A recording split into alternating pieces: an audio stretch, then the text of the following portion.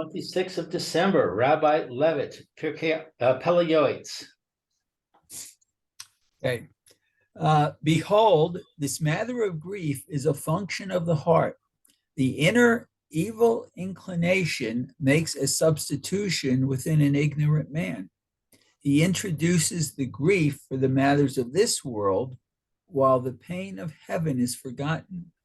No one trembles and no one senses its absence. A man who is pure must galvanize himself with pure thoughts to do each thing in its proper time and context.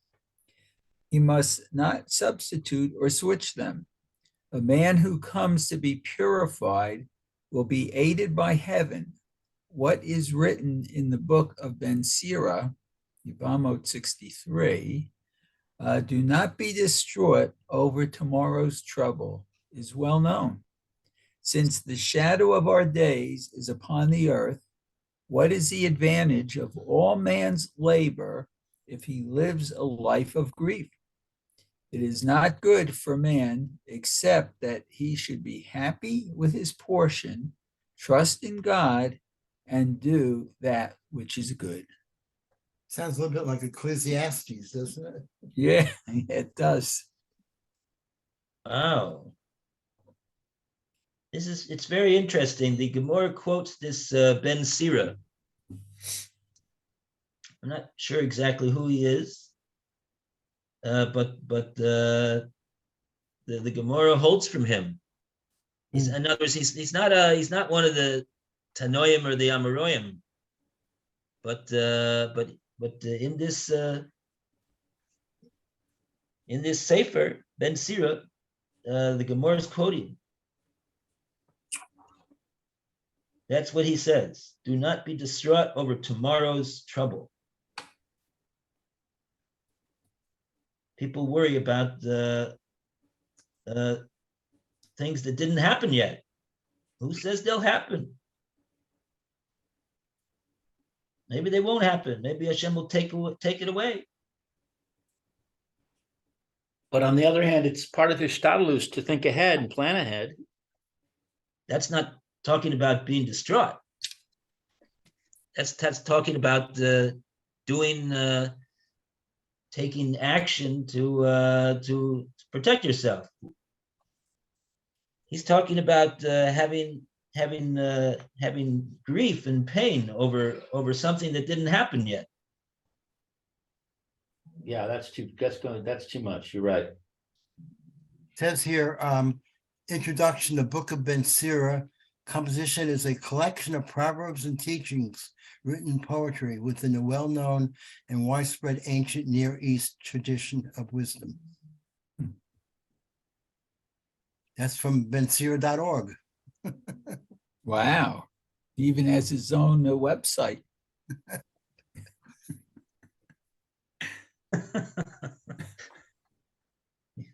Poetic book of guidance for living a wise, ethical, and God-fearing life.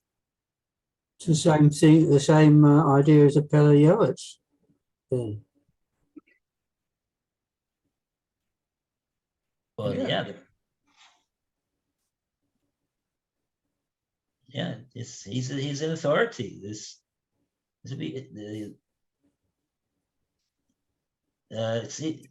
Maybe we should take a look at this Gemara in Yevamos.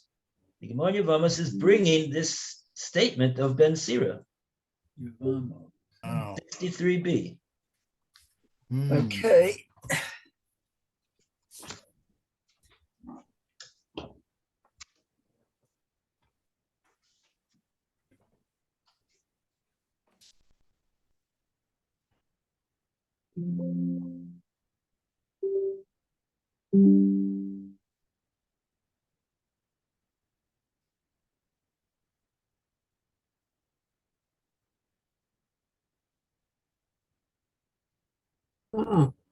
We looked at Yevamos last time.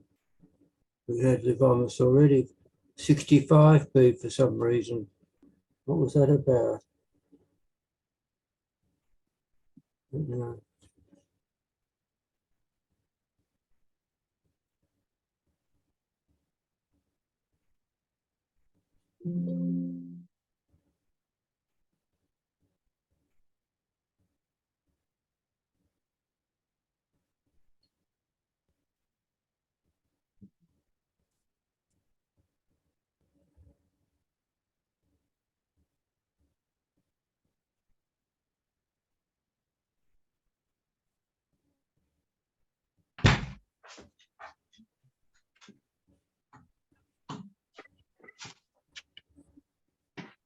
Okay.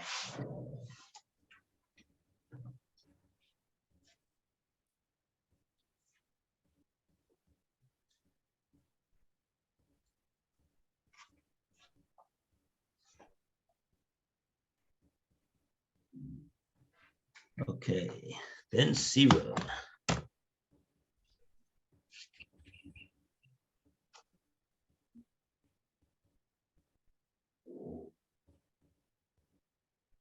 $63B.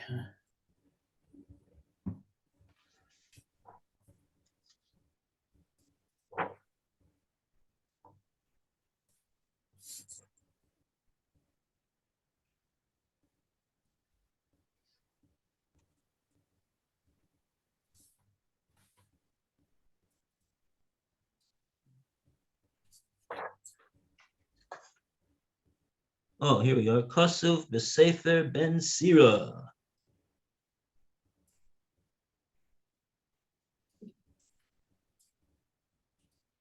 Oh, interesting. They have a note over here.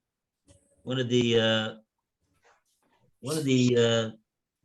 very prominent poskim, the Chelkas Machokek, in his compendium in Shulchan Aruch, section Eben Ezer, he brings the Maharil. Now the Maharil is really one of the fathers of Poskei Ashkenaz and Minhag Ashkenaz. He brings that Ben Sira Haya Beno Shel Yirmiyahu She'ivrasoi Imoy Ba'ambati. Okay. Where is it? Oh, where is it? Write it over here. It's all the way on the bottom towards the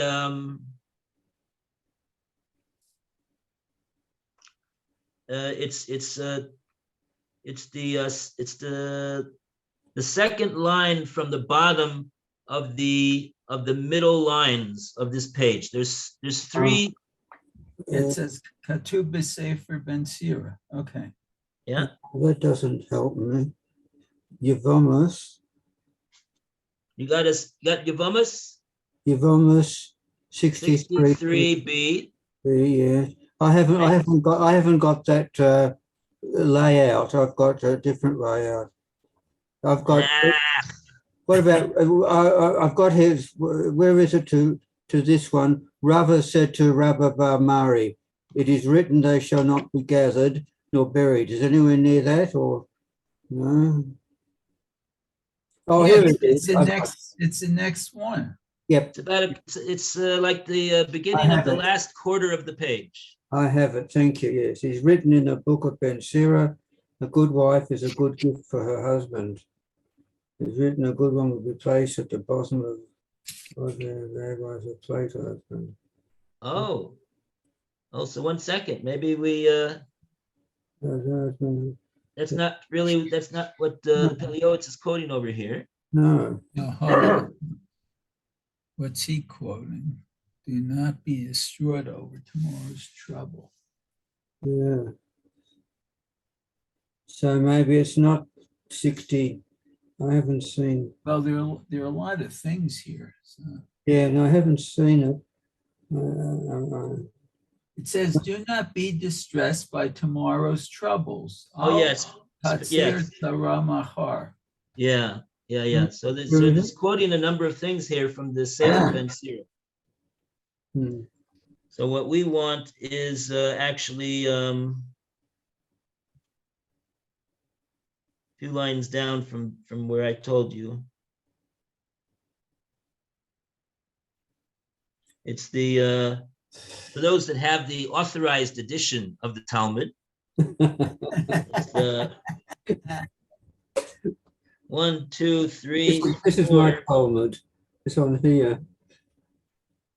It's four lines down from the top of the wide lines on the bottom. I've got, turn your eyes from a great disgraceful woman. those who accustom themselves to licentiousness. No. Ah, right, here it is. I've got it. Do not suffer from tomorrow's trouble. Yeah, that's it. Oh, and then he gives you a reason. If you'll ask, why shouldn't I? Why should why? What's the logic behind it? He says, Al tatser saras machar. Don't start getting worried and upset and in pain over the tsar of tomorrow. Ki lo teda ma yeled yom. Why not? Because you don't know what's going to happen tomorrow. So what are you getting? Why are you getting unhappy and worried about what's going to happen tomorrow? Didn't happen yet. Well, I have the same question about that. I mean, if you have children and you're going to say to yourself, well, I need to put away money for them to get married, and I need to put away money for them to have an education. That's appropriate.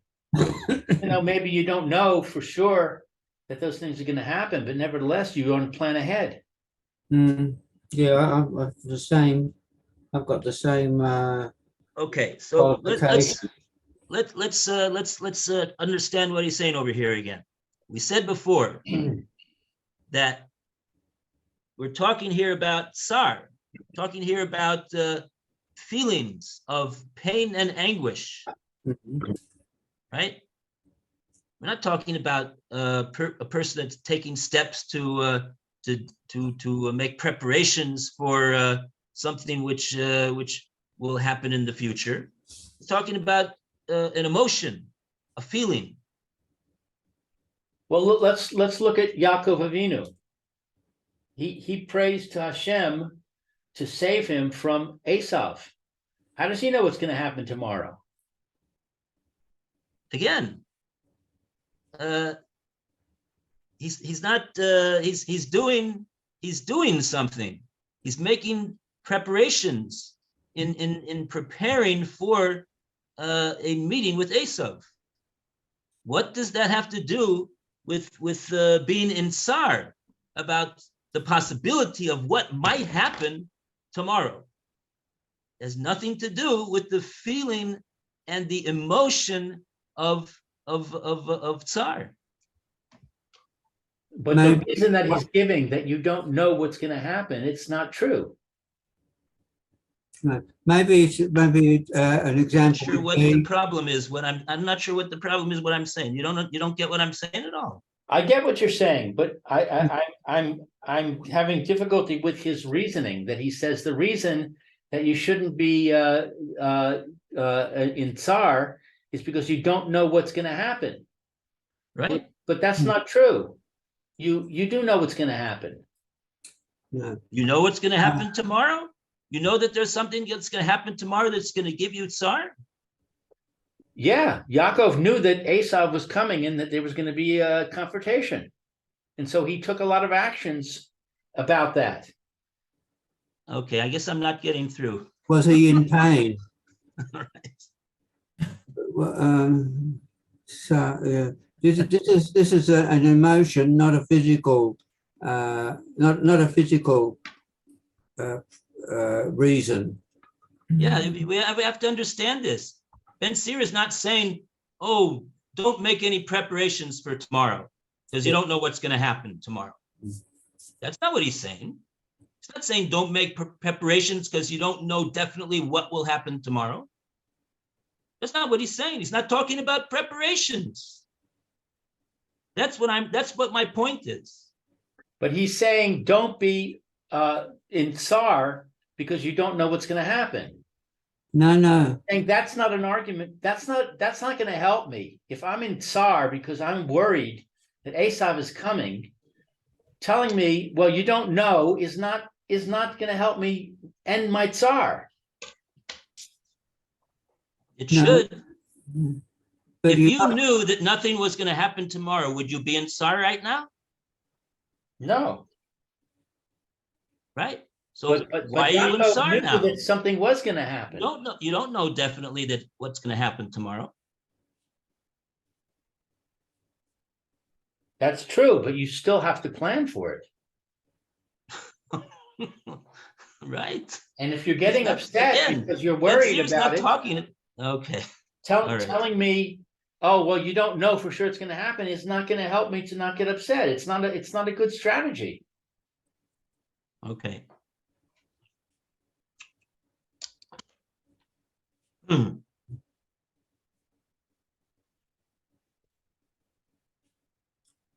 Um,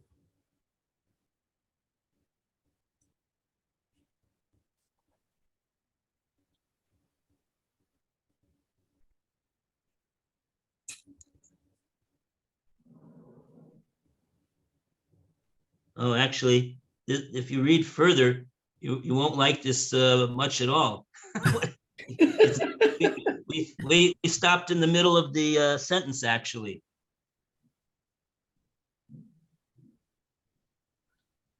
The first Right. thing he says is don't be distraught over the things that could cause you distress tomorrow because lo teda ma yeled yom. You don't know what tomorrow is going to bring. What have I been saying? You don't know what's going to happen. So look what Ben Sira says. You don't know what's going to happen. Shema machar bo. Maybe tomorrow's going to come. Ve'enenu. And this person's not going to be around anymore. he did. Nimsa mitztayer al ha'olam she'ein shalo. Comes out that he caused himself unnecessary tsar on a world that he was not part of.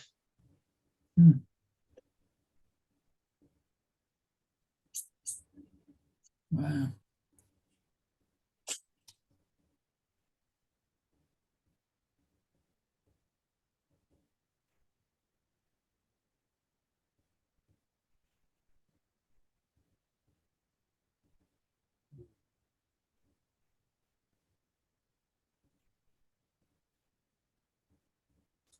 Uh,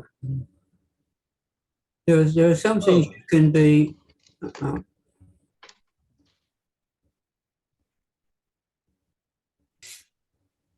There are some things that you can be worried about, and there's some things that you don't need to be worried about. And some things that you can't worry about because it's out of your control. So if you differentiate between those, then you'll have tsar where it's going to do the most good. Mm-hmm. I think it's a matter of degree. It's not a matter of saying you have tsar or you don't have tsar, you worry, you don't worry. I mean, was Yaakov worried when he davened to Hashem and said, protect me, and when he split his camp? Or was he not worried? Was he in tsar? Was he not in tsar? It's a matter of degree.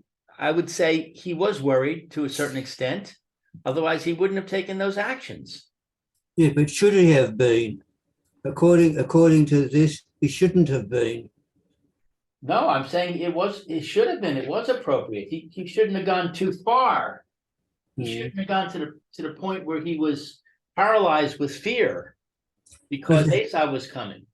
Well, But it was appropriate for him to be concerned and to take action. We don't say, well, what if Esau didn't come? Then he wasted his time splitting his camp. We don't say that. It was appropriate for him to split his camp. But he lacked, perhaps he lacked maybe bitachon. I'd say he didn't lack bitachon. I'd say he needed to do his hishtadlus. That's part of bitachon, is doing hishtadlus properly. Okay, good.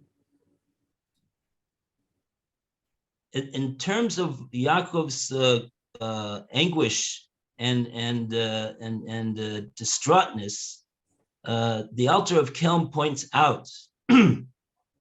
Here we have a situation where Esav is coming with 400 generals. Now, this is what the Malach came back and told him.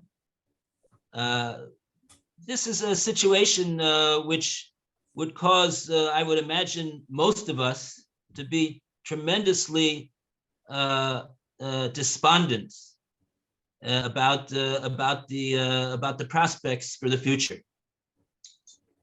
It wouldn't seem that Esav and his 400 generals are coming to just say Shalom Aleichem to Yaakov Avinu. They're coming to kill him, to murder him and his whole family. Nevertheless, the Alter of Kelm points out that even in this situation, if you take a look at the words of Yaakov Avinu in his prayer, what does he say to Hashem?